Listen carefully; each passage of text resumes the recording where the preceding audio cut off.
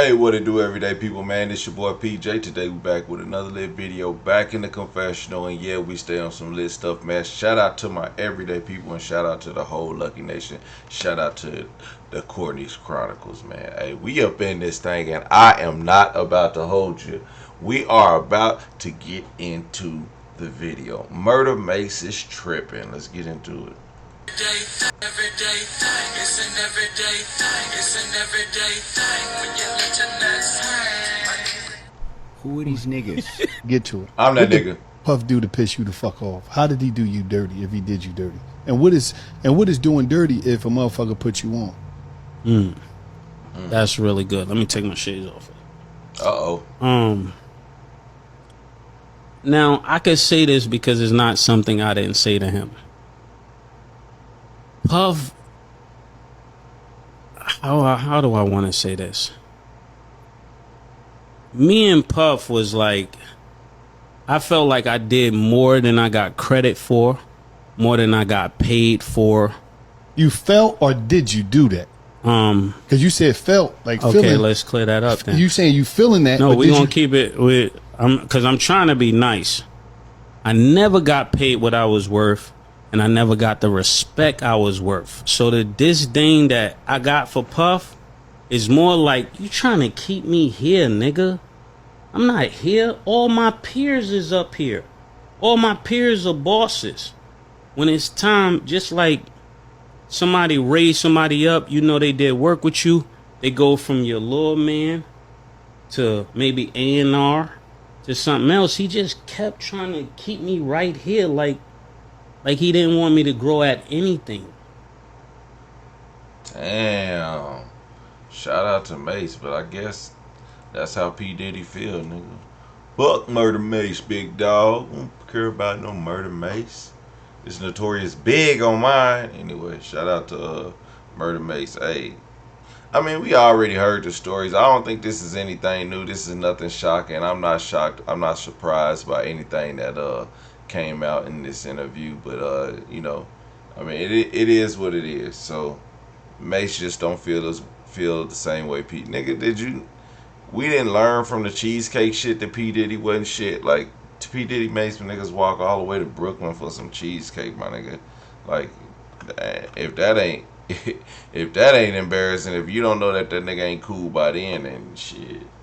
Man, I don't know what to tell you, man. P. Diddy just ain't never been a cool ass nigga, you know what I'm saying? But from the optics outside looking in, he did what he was supposed to do to get shit done. So when you look at him being a great man, yeah, he was a great man, a very accomplished man, but he treated everybody like shit. And I'm gonna just tell y'all, man, there's a lot of bosses that are rich as fuck, but they treat everybody like shit, but they have to in order for their business to run smooth, because niggas act like, it's not niggas, but people in general act like, you know, we owe them something. So every time somebody feels like you owe them something, you know what I'm saying, they tend to slack off and do what they want to do, because like Mace feels like P. Diddy owes him something. At that time when they first got into business, P. Diddy might have thought like, oh man, this nigga just think like I owe him something, so let me just son him real quick. And he did, but then he sunned him for 20 years. You know what I'm saying? So it wasn't, and I mean, he sunned him for 20 years because he couldn't make money off his own music. So he pretty much sunned him for 20 years. And that's what you know, man, I don't really know too much about the music industry. I'm not an artist. I just know what I see and what people tell me.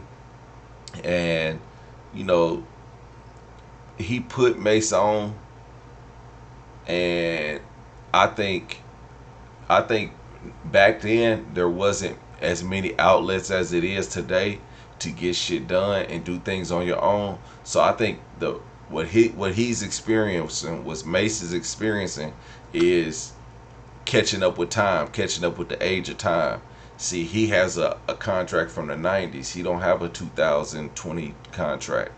Those 2020 contracts have clauses for social media, clauses for YouTube, clauses for streaming and all that shit. See, he didn't have that. So what he's saying about P. Diddy was holding him down, when all that shit started to come around, P. Diddy was like, oh no, see, now I got to recoup now from the streaming. I got to recoup now from this, but he never had that before. But now that it's available, P Diddy's like, well, he's trying to hold on to it and grab some of that because it might like so when Mase when the streaming Mase album hits 25 years or whatever Mase album is, when it hit 25 years, what do you think his streaming is gonna do? It's gonna go through the roof, and for that one day, he might make $1 million.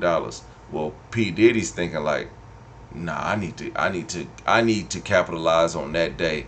I need to make a marketing play so people will listen to it. So he'll make a marketing play, spend about 25,000 on marketing just to make that $1 million. You know, and that's the type of person P Diddy is, man. And I it's not bad, but it's fucked up, but it's not bad. It's business. He own all Mace's shit, and Mase can now. I think Mase just now got his stuff back, but again, that's after the 20-year anniversary.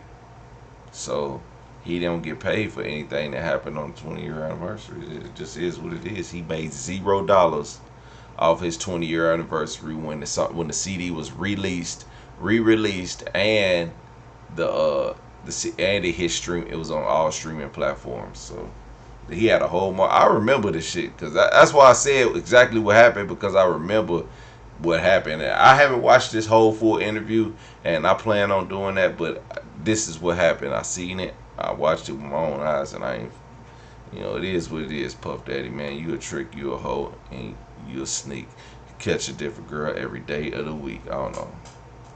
That's from your homeboy Notorious Biggs raps. Anyway, you knew that though, right, P Diddy? You knew that, right? All right, everyday people, man. Make sure you guys like, comment, subscribe. Let me know what y'all think about P Diddy, man. Nigga be tripping, man. I'll holler at you later. Peace.